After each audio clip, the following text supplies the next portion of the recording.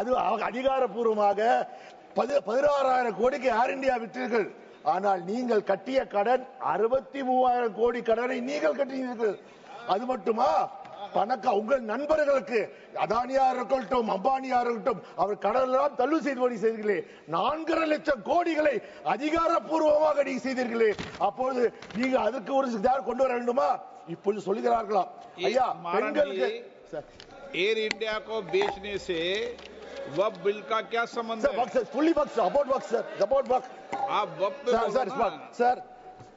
இன்றைக்கு நீங்கள் சொல்றீர்கள் எங்கள் தமிழ்நாட்டிலே வக்ஃப் போர்டு சேர்மனாக ஒரு பெண் இருந்திருக்கிறார். இப்பொழுது கூட எங்கள் தமிழ்நாட்டு வக்ஃப் போர்டில் 2 பெண்மணிகள் இருக்கிறார்கள். அது ஒரு பெண்மணி யார் என்றால் தமிழ்நாடு முஸ்லிம் லீக் தலைவர் அப்துல் சபாதின் பெண்.